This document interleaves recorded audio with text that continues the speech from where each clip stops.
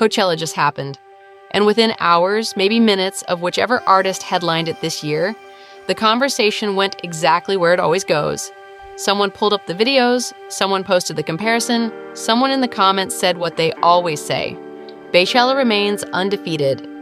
It has been years since Beyoncé stood on that stage in April 2018, the first Black woman to headline Coachella in its history, with 70 performers behind her, a full HBCU marching band, step teams, a Destiny's Child reunion, Solange Knowles, Jay-Z, and a 2-hour performance that the New York Times called one of the most meaningful, forceful, and radical performances by an American musician in recent memory. Years. And those videos still circulate every single festival season, which tells you something, not about Coachella, but about her. The question I want to ask in this video is, when did that happen? When did Beyoncé become the standard that everyone else gets measured against? When did she stop being one of the biggest artists in the world and become something else entirely? Something the culture doesn't even have a clean word for. So it just uses her name as the word. You are iconic, you are legendary, you are Beyoncé. When did Beyoncé become Beyoncé? If you ask people, you actually get different answers, good answers, argued answers. Some people point to 2003, some to 2013. Some say it was the Super Bowl halftime show. Some say it was an album no one saw coming. Some say it was a single song dropped the day before another Super Bowl that changed everything. And some say it was Beychella itself. So let's look at each of those moments honestly. Let's look at what they actually did that had never been done before. And let's see if we can figure out when, exactly, the culture recognized her as the standard. Era 1. Crazy in Love 2003. To start at the beginning of the argument, we have to go back to 2003. Beyoncé has just left Destiny's Child, the girl group that introduced her, and then she released Crazy in Love.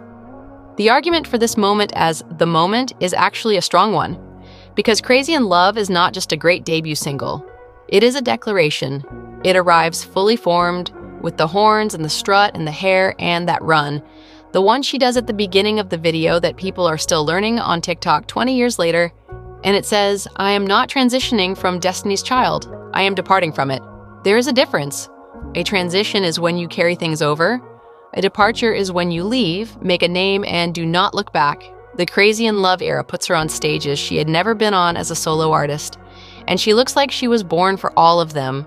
The BET Awards, the MTV VMAs, the Grammys. She won 5 at the Grammys that year, 5 in one night, as a debut solo artist. So yes, the argument holds. 2003, that is when she announced herself. But here's the thing about an announcement, it is still just an announcement. The culture noticed, the culture was impressed, the culture was not yet certain, and certainty is what we are looking for. Because in 2003, she was still someone who could theoretically fall off, someone who could have a great first album and then a disappointing second one, someone whose moment could pass. She is the biggest new solo artist in the world, which is different from being Beyoncé. Being Beyoncé means the ceiling is gone. And in 2003, nobody knew yet if there was a ceiling. Era 2. The 2013 surprise album jumped to 2013, December 13th, 2013, midnight on a Friday. No warning, no advanced singles, no interviews, no press tour, no radio campaign, no marketing of any kind. Beyoncé posts on Instagram and Facebook at midnight and says, essentially, the album is out now. You can buy it on iTunes, 14 songs, 17 videos. Here. By morning, it is #1 on iTunes in 90 countries, 90. It goes on to sell 617,000 copies in its first 3 days. It becomes the fastest-selling album in iTunes history. And here's what makes this moment genuinely historic beyond the sales. She did not just release an album without promotion. She proved that she did not need any of the things the music industry said you needed. She did not need radio, did not need a lead single, did not need a magazine cover, did not need any of the apparatus at all. She went directly to her audience at midnight, and the audience came in tens of millions. I don't want anybody to give the message when my record is coming out. I just want this to come out when it's ready, and from me to my fans. She also, on this same album, wrote and performed a song called Flawless, which samples Nigerian author Chimamanda Ngozi Adichie's TEDx talk on feminism in 2013 on a pop album, without explanation or apology. The argument for this, as The Moment says, this is when she stopped playing by the industry's rules and started making her own. This is when Beyoncé the artist became Beyoncé the institution. Because institutions do not ask for permission, they act, and the world adjusts around them, and that is true. But I would push back slightly, because the 2013 album, for all its brilliance and all its industry impact, is still Beyoncé speaking primarily to people who already believe. The surprise drop worked because the fan base that showed up at midnight was already enormous and already devoted. What she had not yet done, at least not in a way that made people who were not already believers feel the ground shift, was speak to the world beyond her fan base in a way that was genuinely, uncomfortably, undeniably political. That came in 2016.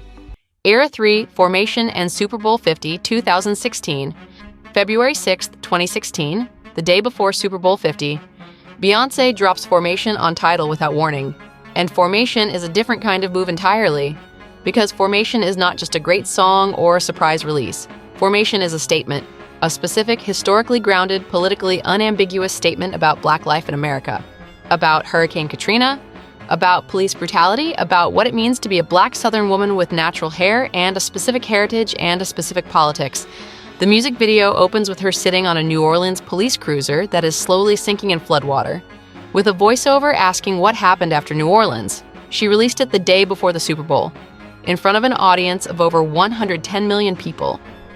At the immediate, Rudy Giuliani went on Fox News the next day and said she used the Super Bowl as a platform to attack police officers. The hashtag Boycott Beyonce trended. Police unions in several cities threatened to boycott her upcoming world tour. And then something interesting happened. None of it mattered. The Formation World Tour sold out everywhere. Lemonade, the visual album she released 3 months later, debuted at #1. It featured the mothers of Trayvon Martin and Michael Brown. It won a Peabody Award. It scored a 92 on Metacritic. It was called an instant classic, a masterpiece, her magnum opus. Yale professor Daphne Brooks said at the time, "Never before have we seen a pop icon, especially an African-American woman, use her platform as a musician, as a celebrity in order to make some of the boldest, most ferocious, most inspiring political statements about the Black freedom struggle." The Formation era is when Beyoncé became genuinely polarizing at the highest level. And polarizing at the highest level, when you are already the biggest artist in the world, means something very specific. It means you are no longer just making music. You are making a demand on the culture. You are saying, you have to decide where you stand, not about the music, about the world the music is describing. Most artists at that level do not do that. The financial risk is real. The backlash is real. She did it anyway. So is this the moment? Is Formation the line between Beyoncé the artist and Beyoncé the icon? I think it is close. Era 4, Beychella, April 2018, Coachella. And this one requires a little context first. Beyoncé was originally booked to headline Coachella in 2017. She was pregnant with her twins. She pulled out and postponed it. She had the twins in June 2017 via C-section. She told the Netflix documentary Homecoming that she weighed 218 pounds the day she gave birth. She had to, in her words, rebuild her body from cut muscles. She came back a year later, and she built a 2-hour show that no festival headliner had ever built before. More than 70 performers on that stage. A full marching band and drum line sourced from historically Black colleges and universities, step teams, sorority stepping, a homecoming parade, a band director's uniform, a live orchestra. Every era of her career woven into a narrative arc. Then, in the middle of it, Destiny's Child walk out. Kelly Rowland and Michelle Williams. The place loses its mind. Then Jay-Z joins her, and her sister Solange Knowles has a dance break like no other with her. The whole thing builds to something that feels less like a concert and more like a homecoming, which is exactly what she called it. What she said she wanted was a Black orchestra. She wanted the steppers. She wanted different characters. She did not want everyone doing the same thing. She was the first Black woman to headline Coachella, and she was not going to use that moment to simply give them a Beyoncé concert. She was going to use it to put Black culture, HBCU culture, Southern Black culture, on the biggest festival stage in the world, for an audience of tens of millions watching live and on streaming, and make all of it legible and beautiful and undeniable to people who had never seen it before. She committed $100,000 in scholarships to 4 HBCUs on the night of the performance. The New York Times, the morning after, ran a review that said there was not likely to be a more meaningful, absorbing, forceful, and radical performance by an American musician this year or any year soon. And here's what I think Beychella did that nothing before it had quite done. Every previous moment we have talked about, from Crazy in Love to the surprise album to Formation, was Beyoncé speaking?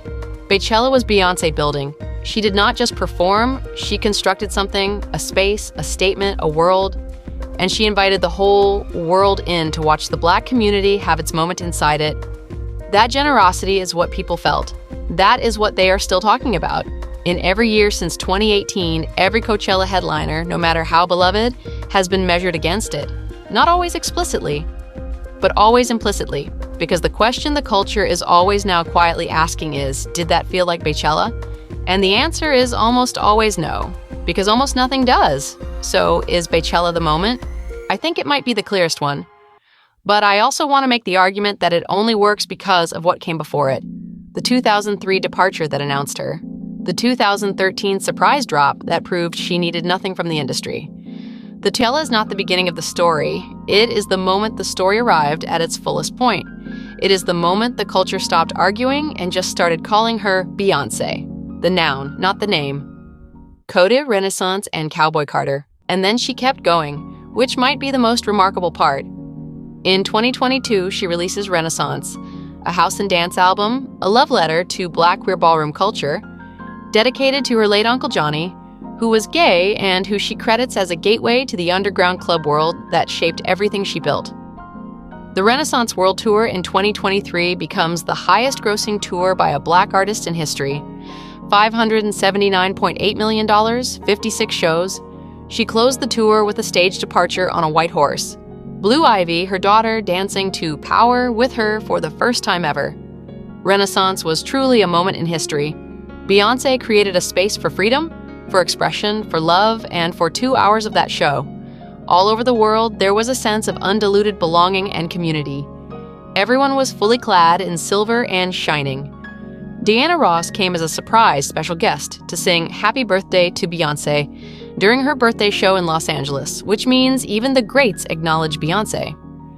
In 2024, she drops Cowboy Carter, a country album that is not really a country album, an excavation of the Black origins of American roots music, the Black cowboys, and the Black musicians whose contributions the genre absorbed and then erased. She wins Album of the Year at the 2025 Grammys, Best Country Album.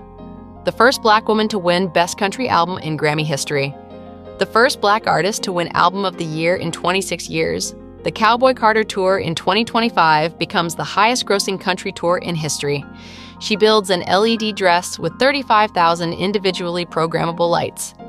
Cowboy Carter Tour, Mechanical Bull, the star-shaped stage, surprise performances with Jay-Z, Miley Cyrus, and a Destiny's Child reunion, Kelly, Michelle, and Beyoncé together on stage in 2025. Her daughter, Blue Ivy, also fully joining the tour on stage with her. Not as a cameo, as a performer. Old enough now to hold her own in a Beyoncé show, which is its own thing to sit with. At the 2025 Grammys, her net worth passed $1 billion, according to Forbes. She is co-chairing the 2026 Met Gala. Act 3 of her trilogy, rumored to be a rock album, a reclamation of the Black origins of rock and roll, is expected in 2026. She has not stopped. She has not played it safe. She has not repeated herself. Every era is a new argument, a new excavation, a new thing the culture has to reckon with. Which is maybe the actual answer to the question we started with. When did Beyoncé become Beyoncé? Maybe the honest answer is she always was. The raw material was always there. Crazy in Love was not a surprise to anyone paying attention in Destiny's Child. What changed was the scale of the vision and the willingness to risk something real to achieve it.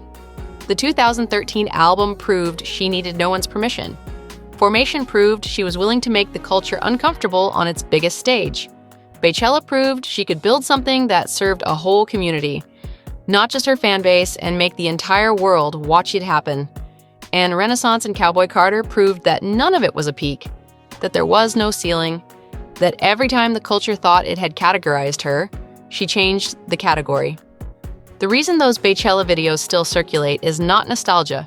It is because that performance set a standard for what it means to use your power well, not just to be big, to use the bigness for something, to take the platform that took decades to build and spend it on something that matters. That is what Beyoncé means when it means something beyond just a name. Not just the biggest artist, the one who spent it well, the one who kept going, a legacy of statements, moments, and defining greatness.